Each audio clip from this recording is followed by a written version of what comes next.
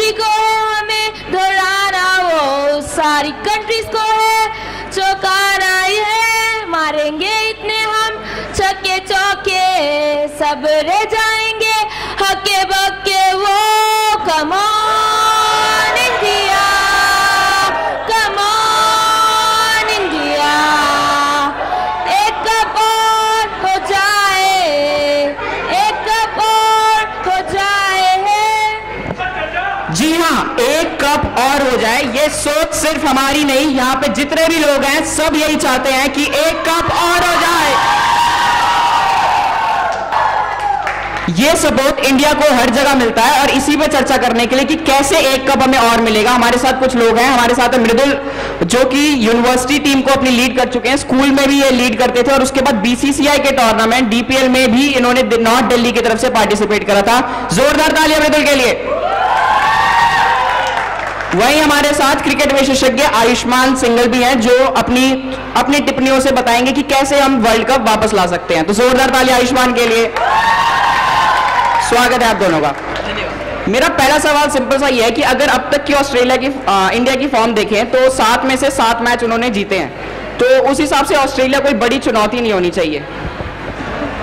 देखिए, मैं इस पे ये कहना चाहूँगा, सबसे पहले तो इलाका उनका होगा, धमाका हमारा होगा। जैसे आप देख रहे हैं, थोड़ा धीरे धमाका हुआ है। जैसा आप देख रहे हैं, इंडिया की टीम की पहले जो बॉलिंग थी वो काफ़ी वीक थी, लेकिन अभी के टाइम इंडिया की बॉलिंग काफ़ी स्ट्रांग हो गई है। पिछले 7 मैचों में इंडिया ने 70 विकेट लिए, तो 8वें में भी 80 होने के पूरे आसार है और इंडिया पक्का जीतेगी जीतेगी।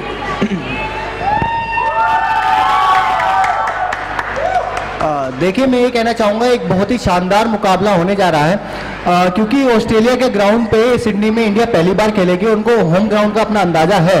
तो मुझे नहीं लगता अभी इंडिया की इतनी पक्की यूनिट है कि वो जीत पाएगी। तो मैं ये कहना चाहूँगा, इंडिया मतलब कि सिडनी में पहली बार उनको होम ग्राउंड का एडवांटेज होगा। बिल्कुल होम ग्राउंड का एडवांटेज होगा। मेरा यही सवाल है अगला कि जो पिच होगी वो पिच किस तरीके की होगी, कि या तो उसके ऊपर घास होगी स्विंग बॉलर्स को लेके, क्योंकि आप होम ग्राउंड पर अगर खेल रहे हैं तो ऑस्ट्रेलिया के पास ये एडवांटेज है कि वो अपने हिसाब से पिच डिजाइन करा सके। जहाँ तक मेरी रिसर्च है, पिच एकदम पाटा, एकदम फ्लैट विकेट है। स्पिनर्स को इंडिया के हालांकि मदद नहीं मिलेगी, लेकिन जो इंडिया के पेसर्स हैं, आप देखें मोहम्मद शमी, उमेश यादव और भुवनेश्वर कुमार के स्विंग को काफ़ी मदद मिलेगी ऑस्ट्रेलिया के पिचेस पे, तो इंडिया को मदद मिलेगी और इंडिया जीत के आएगी वर्ल्ड कप।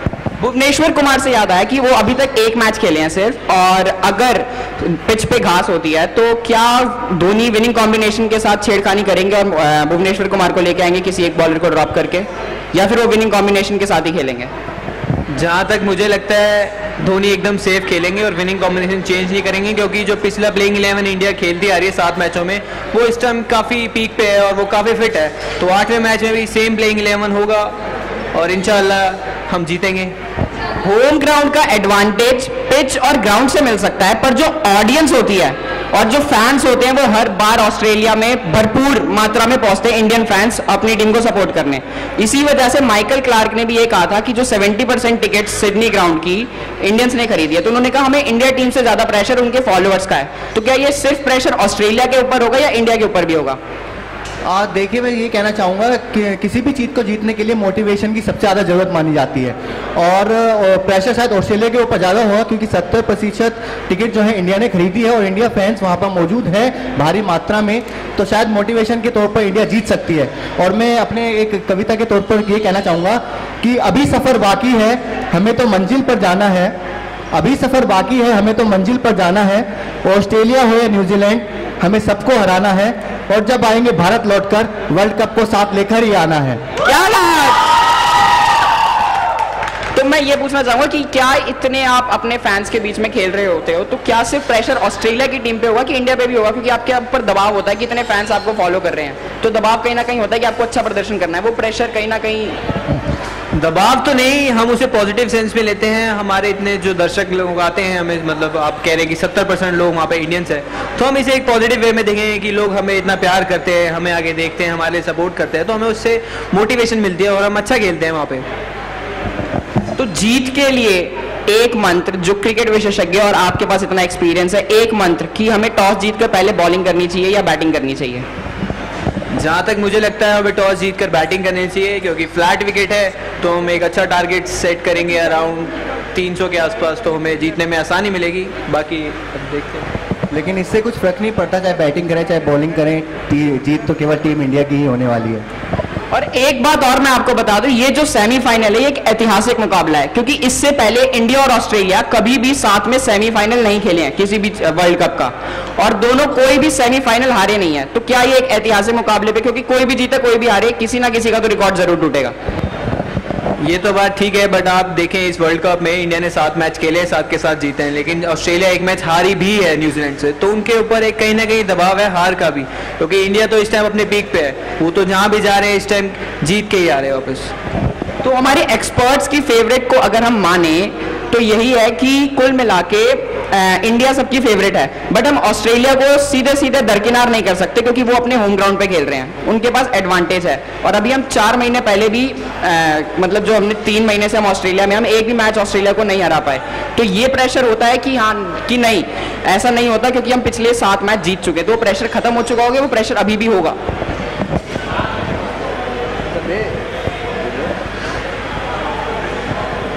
प्रेशर तो होता ही है हर एक टीम पे। इतना अच्छा दोनों, मतलब इंडिया नंबर 1 और ऑस्ट्रेलिया नंबर 2 पर है इस टाइम आईसीसी वनडे रैंकिंग में, तो प्रेशर तो दोनों टीम पर ही होगा।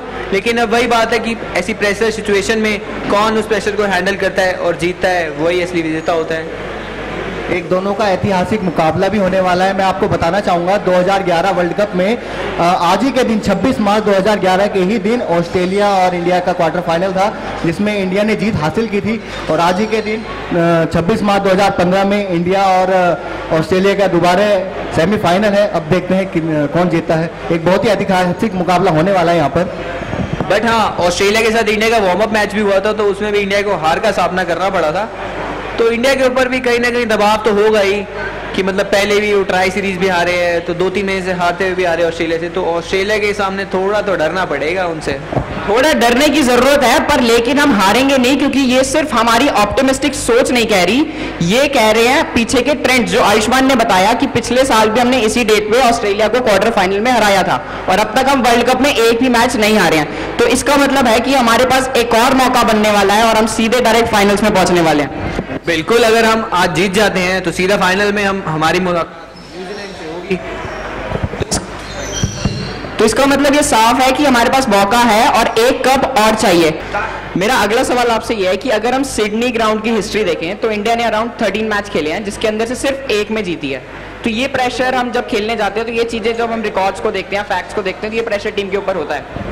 बट आप ये देखो ना कि जो 13 मैच खेले उसमें जो 1 मैच जीता है वो भी वर्ल्ड कप में जीता है। हाँ, ये बात है कि आईसीसी के टूर्नामेंट में आने के बाद इंडिया का परफॉर्मेंस अपने आप ऊपर चला जाता है, चाहे हम पिछले 3 महीने के रिकॉर्ड देख लें और उसके बाद वर्ल्ड कप देख लें। बिल्कुल, आप अगर कोई नेट पे सीरीज देखते हैं या फिर किसी वो जो 2 डेजों के बीच में सीरीज होती है वो अगर आप खेलें, और अगर आप आईसीसी का टूर्नामेंट खेलें वो भी वर्ल्ड कप जो कि 5 साल में एक बार आता है, तो ऑब्वियस सी बात है इंडिया का जो लेवल है वो अपने आप ही हाई हो जाता है और फिर वो अच्छा परफॉर्म करता है। जैसे कि आप देखें हमारी ओपनिंग जो जोड़ी है, सलामी जोड़ी जो इस टाइम चली है, रोहित शर्मा और शिखर धवन की, इस टाइम वो अपने काफ़ी अच्छे उनका काफ़ी अच्छा चल रहा है।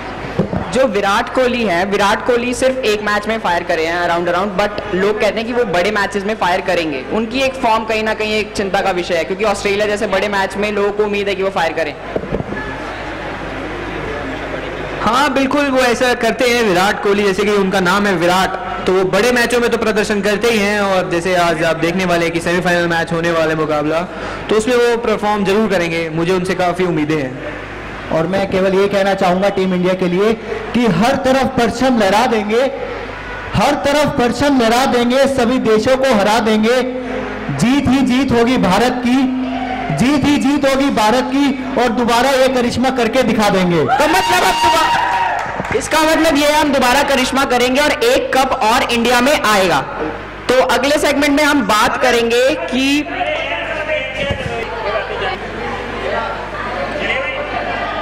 मैं यही कहना चाहूंगा टीम इंडिया के लिए कि हर तरफ परचम लहरा देंगे, हर तरफ परचम लहरा देंगे, सभी देशों को हरा देंगे, हर तरफ परचम लहरा देंगे, सभी देशों को हरा देंगे।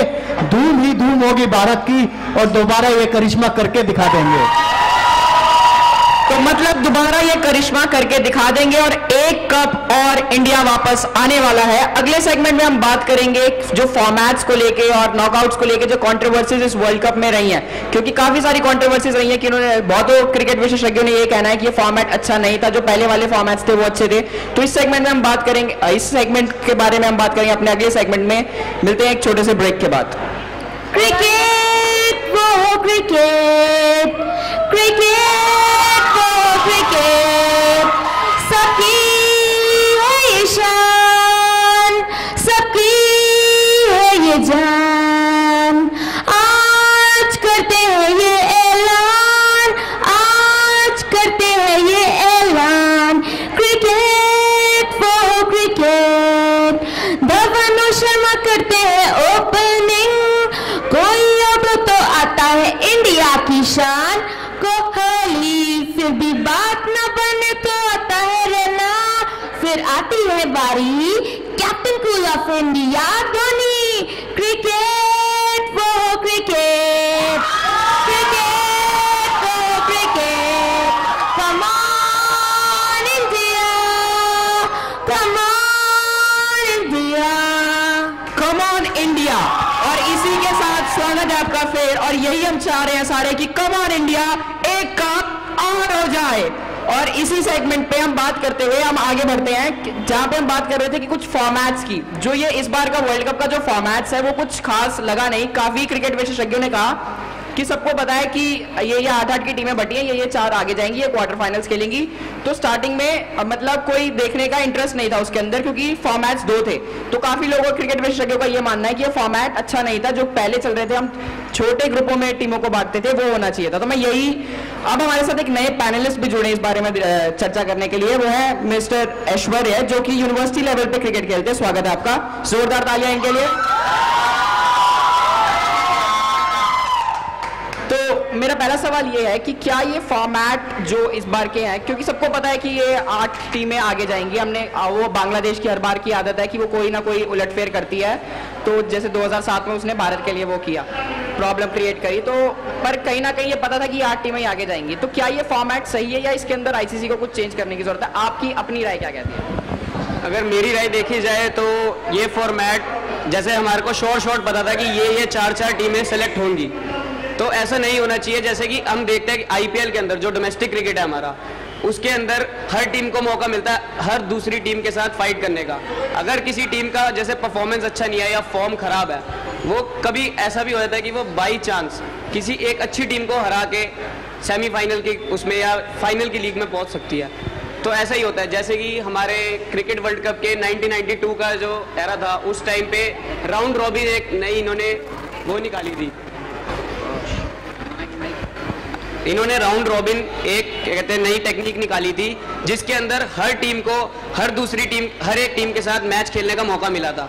उसके बाद वही हमारा जो ट्रेडिशन चलता है कि सेमीफाइनल और वर्ल्ड कप राउंड होंगे 2। तो इसलिए मेरे हिसाब से कि हमें कुछ नए चेंजेस करने चाहिए। जैसे टॉप 8 के अंदर जो हमारा जो फर्स्ट ग्रुप राउंड होता है, ग्रुप स्टेज के अंदर हमें टीमें कम खिलानी चाहिए, या हर टीम को हर एक के साथ एक बार तो खेलने का मौका मिलना ही चाहिए हर टीम को। मतलब ये है कि कुल मिला के जो ताकि हम हर टीम के साथ खेलें तो हर टीम को अपनी स्ट्रेंथ और वीकनेसेस पता लग जाए और हर टीम को फेयर चांस मिले और हर टीम से खेले, ताकि वो आगे नॉकआउट्स में जब उनसे लड़े तो उन्हें पता हो कि उन्हें कैसे खेलना है। और मैं आयुष्मान से आपकी राय जानना चाहूंगा कि क्या ऐसा आईपीएल वाला सिस्टम है या आप कोई तीसरे तरीके का फॉर्मेट देखते हैं जो हम वर्ल्ड कप के लिए यूज कर सकते हैं?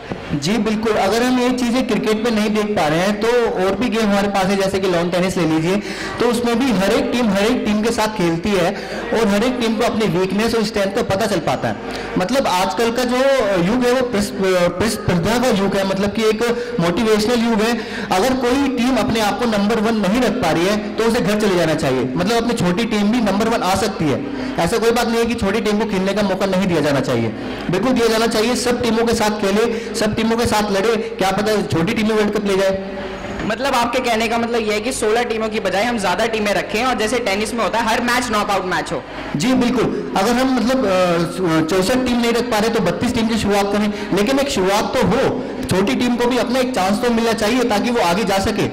और हर मैच नॉकआउट हो कि ताकि जो विनर बने वो कांस्टेंट परफॉर्मर हो, कि हर बार अच्छा खेला इसलिए वो विनर बना, एक मैच खेल के नहीं। बिल्कुल यही होना चाहिए कि फॉर एग्जांपल कोई टॉप टीम है, अगर वो हार जाती है तो मतलब उसको घर चले जाना चाहिए। ये मतलब नहीं होता कि छोटी टीम को हार गई कि वो ही घर जाएगी, ये नहीं, अपने आप को नंबर 1 बना के रखना चाहिए। अगर वो नंबर 1 नहीं बन सकता तो उसे घर चले जाना चाहिए। तो हम उम्मीद करते हैं कि आईसीसी वाले हमारे एक्सपर्ट्स की राय जरूर देख रहे होंगे। और एक और बात है, अगर हम सेकंड सेमीफाइनल की बात कर रहे हैं तो फर्स्ट सेमीफाइनल नहीं भूल सकते, जहां पे न्यूजीलैंड और साउथ अफ्रीका को हमेशा से ही चॉकर्स कहा गया है क्योंकि वो कभी भी फाइनल में पहुंच नहीं पाते। और अगर उनके लिए हम ये कहें कि उनको वो हर बार बारिश में डूब जाते हैं तो ये गलत नहीं होगा, क्योंकि 1992 के वर्ल्ड कप में भी उनको बारिश की वजह से बाहर जाना पड़ा था, जहां डकवर्थ लुईस मेथड की वजह से एक बॉल पे उनको 22 रन बनाए थे, जो कि प्रैक्टिकली पॉसिबल नहीं है।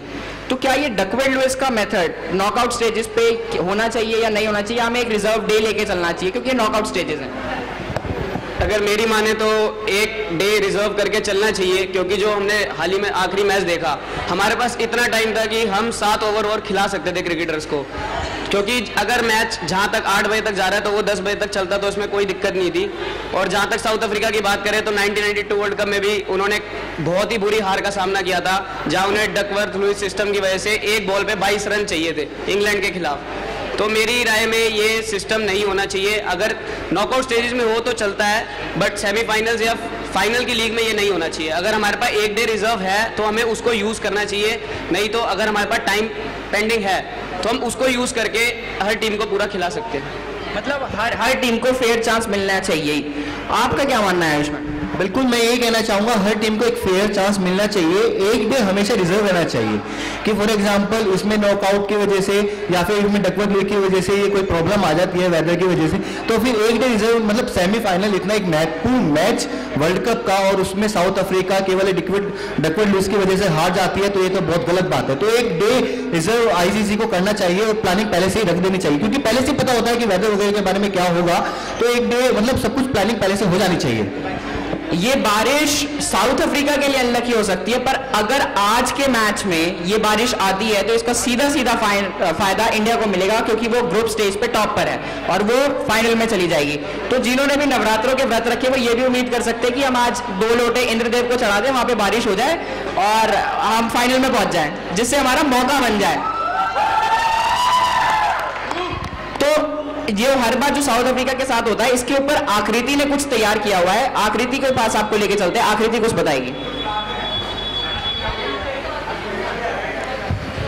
ये आलम नहीं हारने का, ये मौसम है हराने का। बस क्रिकेट का एक समुंदर है, हर जगह जीत मनाने का। ये मौसम है हराने का, मतलब साउथ अफ्रीका को जो हराता है वो मौसम ही हराता है हर बार, क्योंकि सेमीफाइनल में दोनों बार वो डकवर्थ लुईस मेथड से आ रहे। तो ये डकवर्थ लुईस कहीं ना कहीं चेंज होने की जरूरत है। मेरे हिसाब से डकवर्थ लुईस चेंज होने की जरूरत है, क्योंकि साउथ अफ्रीका एक बहुत ही अच्छा स्कोर कर सकती थी, पर डकवर्थ लुईस सिस्टम के हिसाब से उन्हें सिर्फ 10 रन की बढ़ोतरी मिली, जिस वजह से उन पे प्रेशर पड़ गया और उस हिसाब से वो खेल नहीं पाए जिस हिसाब से वो सोच के गए थे। स्टार्टिंग से अच्छा खेलते, नहीं तो वो स्टार्टिंग से ही अच्छा खेलते, क्योंकि उनके बॉलर्स ने काफ़ी मेहनत की, बट न्यूजीलैंड ने भी कहीं ना कहीं ये सोच रखा था कि हम भी बहुत तेज खेलेंगे, तो उस हिसाब से साउथ अफ्रीका को बहुत फर्क पड़ा। तो कुल मिला के ये बात सामने आई है कि इसके अंदर फॉर्मेट्स को बदलने की जरूरत है ताकि हर टीम को फेयर चांस मिले और डकवर्थ लुईस जैसे सिस्टम नॉकआउट स्टेजेस पे कम से कम ना हो, क्योंकि हर टीम को एक फेयर चांस मिलना चाहिए, उनको अपनी कैपेबिलिटी के हिसाब से पूरा मैच देना चाहिए खेलने के लिए। और अब इस वर्ल्ड कप के अंदर एक और चर्चा का विषय रहा है, वो है अंपायरिंग, जो बांग्लादेश ने शायद सवाल उठाया गलत अंपायरिंग के ऊपर। तो इसके ऊपर हम चर्चा करेंगे अपने अगले सेगमेंट के अंदर, और तब तक मिलते हैं एक छोटे से ब्रेक के बाद। चैंपियंस ऑफ चैंपियंस है हमारी cricket team, champions of champions है। हमारे बॉलर्स ने कर दिया कमाल, 7 मैचेस में ले ली 70 विकेट्स। सारी कंट्रीज को है हमें पछाड़ना, कॉस चैंपियंस ऑफ चैंपियंस है हमारी cricket team. Come on India! अब इस अंपायर की उंगली पर भी उंगली उठने लगी है, और चैंपियंस ऑफ चैंपियंस अब तब बनेंगे जब ये उंगली उठना बंद होगी। तो हम एक बार फिर से हाजिर हैं आपके शो में, जिसका नाम है एक कप और हो जाए। और इस सेगमेंट में हम बात करेंगे कि वर्ल्ड कप में एक नई कंट्रोवर्सी आई इस बार कि अंपायर के फैसलों पर कई देशों ने आपत्ति जताई, जिसमें बांग्लादेश खुलकर सामने आया। उन्होंने वर्ल्ड कप के टेन्योर के टाइम ही आईसीसी के ऊपर आरोप लगाया कि ये गलत अंपायरिंग की वजह से बांग्लादेश मैच हारी है, क्योंकि ये नतीजे शायद कुछ और होते अगर अंपायरिंग सही होती। तो इस सेगमेंट पे हमारे साथ बात करने के लिए हैं mister Rahul Mittal and mister Krishna Sharma, जो कि बात करेंगे एज अ क्रिकेट एक्सपर्ट और अंपायरिंग के सेगमेंट पे। तो एक बार जोरदार तालियां। तो सर, मेरा पहला सवाल ये है कि क्या बांग्लादेश का ये जो इन्होंने आवाज उठाई है आईसीसी के विरोध में डायरेक्ट क्लियरली, तो क्या ये बिल्कुल सही है कि क्योंकि एक मैच चल रहा है, आप सबसे पहले अपनी बात अपने फोरम में रखिए, उसके बाद आके आप पब्लिक में आके बोलिए। उन्होंने डायरेक्ट पब्लिक में उठाई, क्या ये सही है? पब्लिक में उठाना कोई गलत बात नहीं है, लेकिन ये बांग्लादेश हारा है, ठीक है। अगर 1 या 2 रन से आता कोई क्लोज मैच होता तब तो हम कह सकते थे कि बांग्लादेश को कुछ नुकसान हुआ है, लेकिन 100 रन से ऊपर से हारा है। 100 रन से ऊपर हारने पर ये कोई ऐसा कोई उनका बैट्समैन भी नहीं खेल रहा था जो कि इस फॉर्म में हो कि वो उसको मैच जिता दे, तो इतना ज़्यादा इशू बनाना ठीक नहीं है। सर, मैं आपसे पूछना चाहूंगा कि आप इस मुद्दे को कैसे देखते हैं कि हाँ, आवाज उठानी ठीक थी क्योंकि उसी समय उठाओ तो उसका असर ज्यादा पड़ता है, पर क्या पहले पब्लिक अपने फोरम में बोलना ठीक नहीं था डायरेक्ट पब्लिक में आके? देखिए, जहाँ तक ये बात है कि किसी को क्रिटिसाइज़ करने के बाद it is a freedom of expression for all. उन्होंने लगा कि हमारे मैच के दौरान अंपायरिंग में कुछ गलत डिसीजन हुए हैं तो उन्होंने उसको एक्सप्रेस किया। मैं नहीं मानता कि इसमें कुछ गलत है, क्योंकि expression of feeling is allowed in to a game. और आफ्टर ऑल हम इसको इतना सीरियस इशू ना बनाते हुए इसको एक गेम के पहलू से देखें कि हाँ, हम किसी मुद्दे पर अपनी सहमति और किसी मुद्दे पर अपनी असहमति जता सकते हैं। और ठीक इसी बात पर बांग्लादेश की टीम ने हारने के बाद ये डिसीजन दिया, या फिर एक निष्कर्ष पर पहुंचे कि हम आज हारने का कारण ये रहा कि अंपायरिंग के कुछ डिसीजन जो है वो गलत हुए। ठीक, लेकिन ठीक है, वो कह सकते हैं, उनको राइट है, उसकी राइट को कोई छीन नहीं सकता। और एक स्पोर्ट्स स्पिरिट उनको कहने का राइट है और बिल्कुल इसमें कोई गलत बात नहीं है, वो कह सकते हैं। आपने कहा कि इसकी टाइमिंग ठीक नहीं थी। उनका मानना है कि हाँ, ये एक फ्रीडम ऑफ स्पीच है, एक्सप्रेशन है, आप कभी भी एक्सप्रेस करो। तो इस चीज को आप कैसे देखते हैं कि ये सिर्फ एक फ्रीडम ऑफ एक्सप्रेशन है या फिर हार का दबाव हटाने, मतलब हार के लिए बहाना ढूंढना भी एक इसके इस पहलू को देखा जा सकता है? नहीं, फ्रीडम ऑफ स्पीच की बात तो नहीं है। ठीक है, वो हारे हैं, वो कुछ भी कह सकते हैं, लेकिन हार का बहाना कह सकते हैं। क्यों? क्योंकि उनकी टीम इतनी स्ट्रांग नहीं थी। अगर इतनी स्ट्रांग होती तो ये बहानेबाजी की बात नहीं थी। हार गए। देखिए, न्यूजीलैंड और अफ्रीका के बीच में मैच है, लेकिन न्यूजीलैंड और अफ्रीका के बीच जो मैच था उसमें अफ्रीका ने कोई बहाना नहीं बनाया कि हम डकवर्थ लुइस की वजह से हार गए, इसकी वजह से हार गए। हालांकि हारे उसी वजह से हैं, लेकिन बहानेबाजी ठीक नहीं है। हार गए तो हार गए। This is a game and we should play like in the game spirit. तो जो अंपायरिंग, जो गलत अंपायरिंग अभी हो रही है, ये सिर्फ आज की बात नहीं है। पहले भी ऑस्ट्रेलिया और इंडिया के सीरीज में बकनर जो अंपायर थे उन्होंने काफी गलत फैसले दिए। यहाँ तक कि रिकी पॉन्टिंग के कहने पर भी उन्होंने एक फैसला दिया था जिस पर रिकी पॉन्टिंग ने पहले आउट का इशारा किया, उसके बाद अंपायर ने दिया। तो क्या ये ह्यूमन एरर जानबूझ के होते हैं या टेक्निकल एरर? जब हमारे पास टेक्नोलॉजी, हम उसको यूज क्यों नहीं करते कि ताकि ये ह्यूमन एरर खत्म हो? देखिए, जहाँ तक इस वर्ल्ड कप की बात है, यहाँ पर एक बार हर मैच में गेम ये है कि अगर अंपायर के किसी डिसीजन से आपको आपत्ति है तो आप रिव्यू डिसीजन की एक बार डिमांड कर सकते हैं, और अगर वो रिव्यू आपकी तरफ से ठीक पाया जाता है तो आप उसको दोबारा रिलीज कर सकते हैं। लेकिन if it is found wrong तो आप उसको उसी मैच में दोबारा प्रयोग नहीं कर सकते हैं। तो अगर बांग्लादेश की टीम को कहीं पर आपत्ति थी, मैच के बाद में तो कुछ भी बोलने का कोई फायदा नहीं है, लेकिन अगर एक अंपायर ने किसी प्लेयर को नो बॉल, किसी की बॉलिंग को नो बॉल कहा या किसी ऐसे प्लेयर को नॉट आउट कहा जो आउट था, तो आपको उसी वक्त डाउट था, तो आपको वो डाउट तभी रेज करके अंपायर डिसीजन रिव्यू का डिमांड करना चाहिए था, जो आपके पास एक राइट है। आपने उस वक्त भी प्रयोग नहीं किया तो वो गलत है। बाद में इसका डिमांड रेज करना और ये केवल मात्र कहना कि अंपायरिंग गलत हुई है, तो ये जस्टिफाइड अब नहीं है। आप एक गेम स्पिरिट के नाते आपको आपकी हार हुई है, आप उसको हार को एक्सेप्ट करो और आगे बढ़ो, और आप अपनी कमियों को जानते हुए उस कमियों पर काम करो और आगे और अच्छा खेलने का प्रयास करो। रिव्यू की जो बात है, जो DRS है, वो आईसीसी ने होस्टिंग कंट्रीज के ऊपर छोड़ रखा है। जो भी इस चीज को होस्ट करेगी उसके मर्जी अनुसार होगा कि वो DRS लेना चाहती है कि नहीं लेना चाहती। 2011 वर्ल्ड कप में भी इंडिया के अंदर जब हुआ था तो इंडिया इसको कभी भी सपोर्ट नहीं करती DRS को, वो कहती है umpire decision is the last decision. तो इसको आप कैसे देखते हैं? क्योंकि हमारे पास टेक्नोलॉजी है, तो अगर आईसीसी के टूर्नामेंट्स हैं तो आईसीसी को फोर्सफुली उस चीज को इंप्लीमेंट नहीं करना चाहिए।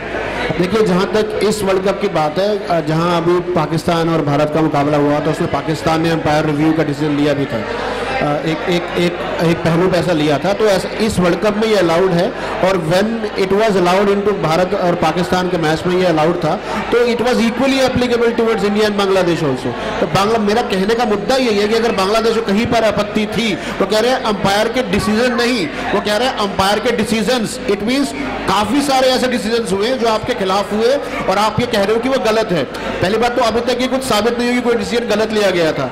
अगर कोई गलत होता, एक डिसीजन किसी मैच में एडजस्ट होता है, लेकिन 2, 3, 4 डिसीजन गलत हो रहे हो अंपायर के थ्रू, तो आईसीसी भी इस पर एक्ट करता है। और आपको कंप्लेंट थी तो एक ऑफिशियल कंप्लेंट भी आप दर्ज करा सकते हो। टूर्नामेंट मैच रेफरी होता है, आप फोर्थ अंपायर होता है, उनके पास आप ऑफिशियली कंप्लेंट कर सकते हो। आपने वो कुछ नहीं यही किया कि उन्होंने पब्लिक में आके बोल दिया। कुछ नहीं किया। आप पब्लिक में देखिए, पब्लिक में बोलना गलत नहीं, आप बोल सकते हैं, लेकिन अगर आपको सच में कोई आपत्ति थी तो आपको वो दर्ज करानी चाहिए थी मैच रेफरी के पास। आपको एक रिटर्न में कंप्लेंट करनी चाहिए थी आईसीसी के पास। आपने उसमें से कुछ फॉलो नहीं किया। आप केवल मात्र बयानबाजी कर रहे हो to have sympathy from your audience, from your own country. That's it. जो नॉकआउट जैसे स्टेजेस होते हैं, जो हमारे DRS के रूल्स हैं कि एक टीम उसमें एक ही रिव्यू ले सकती है एक इनिंग्स में, क्या नॉकआउट जैसे स्टेजेस में ये इसकी संख्या बढ़ानी चाहिए? क्योंकि ये वो एक ऐसी स्टेज होती है जहाँ पे आप एक गलत फैसला आप वापस पैक करके घर वापसी, तो क्या ये जरूरी नहीं है कि हाँ, ये ज़रूरी है कि ये तो नॉकआउट स्टेजेस है। नॉकआउट स्टेज में एक भी अगर गलत फैसला आ जाता है तो उसमें होता है क्या है कि आप वो टर्निंग पॉइंट बन सकता है मैच का। तो इसमें एक नहीं कई सारे, और इसमें अनलिमिटेड होने चाहिए, ठीक है, लेकिन इसमें भी खिलाड़ियों को ध्यान रखना पड़ेगा कि उसमें इतनी अति ना कर दें। पता चला मैं 3.5 घंटे के बजाय 4 घंटे का हो गया, 5 घंटे का हो गया, वो चीज़ भी खिलाड़ियों को सभी को ध्यान रखनी पड़ेगी। और नॉकआउट स्टेजेस की हम बात कर रहे हैं, नॉकआउट स्टेजेस में जो DRS रिव्यू सिस्टम है वो ज़्यादा होना चाहिए दोनों टीम्स के पास, क्योंकि यहाँ गलती की कोई गुंजाइश ही नहीं है। जरा सी गलती और आप घर वापस। अब मैं इसी में सर की बात को पॉइंट आउट करना चाहूँगा, एक ऐड करना चाहता हूँ। सिर्फ मैं सर की बात से सहमत हूँ, जहाँ अभी राहुल सर ने ये कहा कि इसके पॉइंट्स मतलब हमें चांसेस बढ़ाने चाहिए। मैं ये कहना चाहता हूँ कि आपके पास अनलिमिटेड चांस है। अगर आप राइट हैं, आपने कहा कि बाहर ने इसको गलत आउट किया और वो आउट नहीं है, आपने ये क्वेश्चन रेज किया और वो फोर्थ अंपायर ने कहा कि हाँ आप सही है, तो आप उसको रिव्यू को दोबारा करवा सकते हैं अगली चांस में, और वो भी सही पाता है तब दोबारा तिबारा चौबारा आप पा सकते हैं। लेकिन वहां पर मुद्दा यह है कि जहां पर आपका रेज किया क्वेश्चन गलत हुआ, then you will not get any answer. Yes, मैं इससे सहमत हूँ, नहीं मिलना चाहिए, क्योंकि टाइम एक्सीड होता है, बार बार होता है। इट मीन्स अगर हम बार बार क्वेश्चन रेज कर रहे हैं तो इसका मतलब फिर अंपायर को खड़ा करने की जरूरत ही नहीं है, आपने बार बार रिव्यू करना है, और इससे अंपायर भी अनॉयड हो सकता है। तो अंपायर की जो एक बायसनेस है वो अनबायस्ड ही रहना चाहिए। इससे अंपायर के अंदर एक बायसनेस की फीलिंग आ सकती है कि ये बंदे बार बार मेरे पे पॉइंट आउट कर रहे हैं, बार बार they are raising finger at my decisions, तो इससे डिसीजंस मेकिंग प्रोसेस इफेक्ट हो सकता है। तो इसमें लिमिटेड ही रहना जो DRS है वो होस्टिंग कंट्री का राइट होता है कि वो लेना चाहे या ना लेना चाहे, बट आईसीसी जैसे टूर्नामेंट में आईसीसी को इसको फोर्सफुली मतलब इंप्लीमेंट कराना चाहिए, क्योंकि इंडिया ने नहीं करा था 2011 वर्ल्ड कप में जब इंडिया में होस्ट किया था। तो इसको इंप्लीमेंट आईसीसी को शायद मेरे को ऐसा लगता है कि फोर्सफुली इंप्लीमेंट कराना चाहिए, क्योंकि आपके पास टेक्नोलॉजी है और उससे किसी का फायदा होता है तो यूज करने में क्या जाए। बिल्कुल, क्योंकि आईसीसी का टूर्नामेंट है तो उसे करना ही चाहिए। यहाँ होस्ट कोई भी कंट्री के ऊपर से नहीं छोड़ना चाहिए, क्योंकि यहाँ टेक्नोलॉजी जब हमारे पास है तो हम उसे यूज करें। जब टेक्नोलॉजी अगर तो हमें ज़रूरत नहीं थी कि चलो ठीक जैसे भी जो एम्पायर डिसीजन दे रहा है वो जाने दीजिए, लेकिन जब टेक्नोलॉजी हमारे पास है तो हम उसे यूज़ क्यों ना करें। और जरा से भी कहीं कोई संशय हो, एम्पायर खुद ही थर्ड एम्पायर के पास भी जाते हैं। और थोड़ा सा नॉकआउट सीरीज की जब हम बात करते हैं तो नॉकआउट सीरीज में और ज़्यादा जाना चाहिए, जरा से भी संशय पर तुरंत जाना चाहिए। तो कुल मिला के इस सेगमेंट से ये बात निकली कि अगर आपके पास टेक्नोलॉजी है तो आप उसको यूज में लीजिए, और पब्लिक में आके, क्योंकि जब बांग्लादेश के पास रिव्यू था उस समय, अगर उनको उस समय आपत्ति होती तो वो उस चीज को यूज कर सकते थे। तो पब्लिक में आने से पहले आप अपने फैक्ट्स और अपने फिगर्स जो आपने पहले कदम उठाए हैं अपने फोरम में उठाइए, डायरेक्टली ना कि जाके बयानबाजी करिए। तो इस सेगमेंट से हमें यही निकला। और अगले सेगमेंट में हम बात करेंगे, क्योंकि ऑस्ट्रेलिया हर मैच से पहले सिर्फ फिजिकली और क्रिकेट को नहीं सुधारता, अपना माइंड गेम भी खेलना शुरू कर देता है, यानी स्लेजिंग। और विराट कोहली ने कहा है अगर आप हमसे स्लेजिंग करोगे तो आपको मुंह तोड़ जवाब मिलेगा। तो इसी सेगमेंट पे हम अगले सेगमेंट में बात करेंगे। तब तक एक छोटे से ब्रेक के बाद मिलते हैं, बने रहिए हमारे साथ। धोनी खेलेगा ऐसी गेंदे, कोहली मारेगा फुल ऑन चौके। क्रिकेट देखो तो देखो ऐसे, ताकि ताजा हो जाए सारे पुराने किस्सों से बात। अब हम किस की बात करेंगे?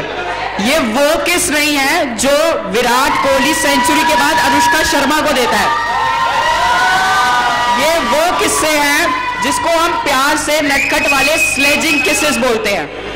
तो इन स्लेजिंग किसेस के बारे में हम बात करेंगे, जिस मुद्दे पे बात करने के लिए हमारे साथ इस देश के युवा हैं जो अच्छे खासे क्रिकेट एक्सपीरियंस के साथ यहाँ पे हैं। मृदुल वापस आ चुके हैं हमारे साथ, जो डीपीएल खेल चुके हैं बीसीसीआई की तरफ से, स्टेट लेवल पे खेल चुके हैं पुनीत, और यूनिवर्सिटी चैंपियन ध्रुव से। जोरदार तालियां। तो जो हमारी इंडिया की अब की टीम है वो बहुत युवा जोश वाली है, तो वो जवाब देना भी जानती है। और इंडिया हर बार जो है मतलब जो ऑस्ट्रेलिया हर बार है स्लेजिंग को एक मेन पैतरा बनाता है कि हर बार प्रोवोक करने की कोशिश करता है। तो इंडिया इस चीज को कैसे देखते हैं आप? जी, ऑस्ट्रेलिया की हमेशा से ही स्ट्रेटजी रही है स्लेजिंग का बेसिकली एक मीनिंग होता है अब्यूजिंग अदर्स और प्रोवोकिंग अदर्स।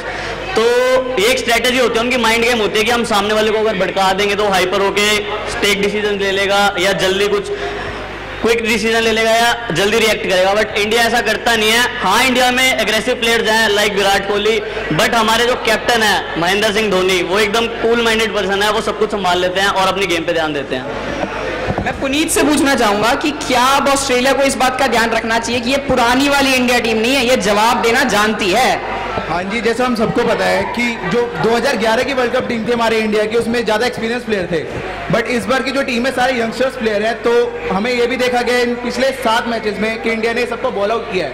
70 की 70 विकेट्स इंडिया ने चटकाई है। तो इस बार ऑस्ट्रेलिया को ज़्यादा दबाव में रहेगी अगेंस्ट इंडिया। मैं मृदुल से पूछना चाहूंगा कि आप इस स्लेजिंग वाले चीज को कैसे देखते हैं? इस बात को ना भूलें कि 70% जो ऑडियंस है वो इंडिया सपोर्टर है। जी देखिए, ऑस्ट्रेलियंस जो हैं उनके तो खून में स्लेजिंग करना, वो तो चलते हुए भी सड़क पे भी स्लेजिंग ही करते होंगे, मुझे तो ऐसा लगता है। लेकिन हाँ, बात ये है अगर उनकी स्लेजिंग की, तो अगर उन्होंने हल्की सी भी स्लेजिंग की तो वहाँ पे तो सिर्फ 11 बंदे वो खिलाड़ी करेंगे ऑस्ट्रेलिया की स्लेजिंग। लेकिन जो इंडिया के 70% दर्शक वहाँ बैठे होंगे, फिर उनकी स्लेजिंग से उन्हें कौन बचाएगा? ये बात बहुत बड़ी बात है कि इंडिया के साथ 70% ऑडियंस का भी सपोर्ट होगा। तो स्लेजिंग करने से पहले ऑस्ट्रेलिया को सोचना होगा कि वो क्या और किससे करे।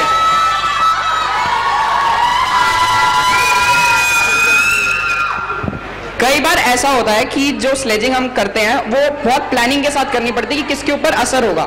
जैसे अजय जडेजा थे हमारे, वो स्माइल कर करके सारी स्लेजिंग का जवाब दे देते थे, ठीक है। और तो इस टीम में किसको आप देखते हैं कि वो इजीली टारगेटेड हो सकते हैं? इस स्लेजिंग में बेसिकली मेरे हिसाब से विराट कोहली। पर विराट कोहली टारगेट होंगे, पर वो जवाब अपनी परफॉर्मेंस से हमेशा दे ही देते हैं। बिल्कुल, विराट कोहली के जवाब में मैं ये कहना चाहूंगा, अब ऑस्ट्रेलिया देखेगी इंडिया के तेवर जब उन्हें धोएंगे अनुष्का शर्मा के 10 देवर। तो इस सेगमेंट पर चर्चा जारी रहेगी।